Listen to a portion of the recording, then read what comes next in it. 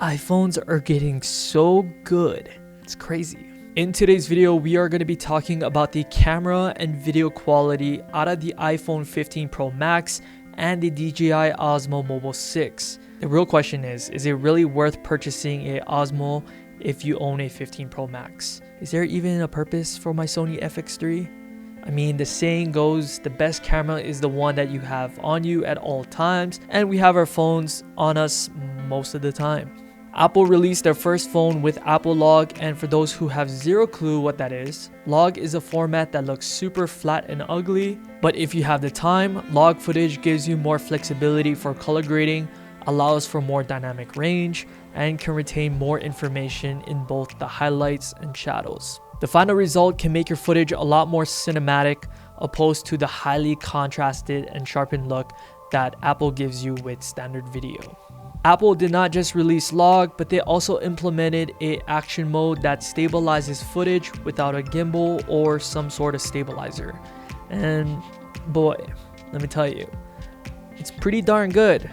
But keep in mind that when using this feature, your footage does get downscaled to 2.7K, which to me isn't the biggest deal breaker considering that everything that goes on social media these days are compressed anyways. Let me show you guys this footage that was shot handheld without any sort of stabilizer. If you showed me this, I would have thought you used the DJI Osmo Mobile 6 because that's how good it is. This is my first Osmo because I have had zero interest in shooting on a mobile phone for any sort of paid client work, but many clients these days prefer shooting on the phone. My first impressions is the ease of use. When I took it out of the box, it didn't feel confusing to set up, and the quality is up to par with the other products that DJI has, which to me is huge because I have seen the other previous models and it almost feels cheap and flimsy. The DJI Osmo Mobile 6 has 4 modes: follow, tilt locked, FPV, and spin shot. It has also built-in smart features like the time-lapse and panorama. It also has this cool extended arm that to me is unique if you want to capture high and low shots. The versatility on this gimbal is nice because it allows for unique and different shots you wouldn't be able to achieve going handheld. Instead of going through each mode and explaining each feature, which would take me a long time, I'll leave links to in-depth reviews in the description below. One of my favorite features is the active track. For me, the reason this feature is gold is because I always need BTS footage of me, and in times when no one is around to film me, I can now use this active track to keep me in frame.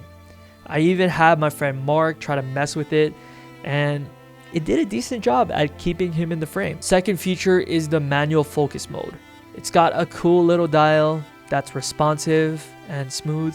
Just being able to rack focus and choose what's in focus is something you are not able to do with the regular camera. With the regular camera, you can choose what you want in focus, but if you start moving, the camera starts to readjust and focuses back on the subject. What's the word when you say a word? What? As you can tell, I say a lot of the same words over and over, like DJI Osmo Mobile 6. We should have a counter on the bottom. I'm just gonna say Osmo from now on, and you guys will get the point. Not the best at this. So the big question is, should I buy the DJI Osmo Mobile 6 if I own a 15 Pro Max? That's the question. And the answer is yes. Even though the Apple action mode is great, you are able to do more than just stabilize with the Osmo. It allows you to get creative with different features, and like I said, the size of it almost makes me want to carry it with me without having to take up too much room. The spin shot feature alone is something you would not be able to achieve handheld without it looking unnatural and weird. The active track is so nice, especially when you're solo shooting. However, I will say that I am impressed with Apple and the new things like Log and action mode that really got people jumping to the new iPhone. Before we end the video, I do want to address one issue. The file sizes are massive, and in order to shoot 60 frames per second, you do need some sort of external drive. However, some solutions I have found is downloading the Blackmagic app that allows you to customize your settings such as shutter, ISO, white balance, and pretty much have more control of your overall image.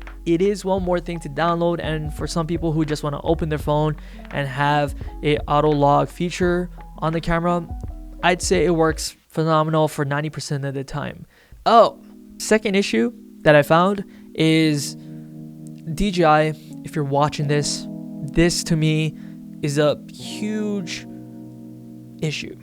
Getting back to the active track and the smart features and all those cool things, yes, you cannot shoot log if you are using these features, because you need to go and download the DJI Osmo app, and in this app is where you can control everything, like the intensity of the gimbal. Do you want it fast? Do you want it slow? With the pan and tilt, you can do all that customizations. You can even use the Bluetooth features. All of that is in the app, which to me is smart because it's kind of like a hub where everything is all in one place.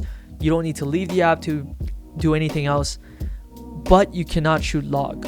And for those who shoot on their phone, mainly are people who would normally not use log. So I understand why they wouldn't put the feature in, but now that they put log into the new iPhones, it's almost like, come on DJI, you gotta work with me here.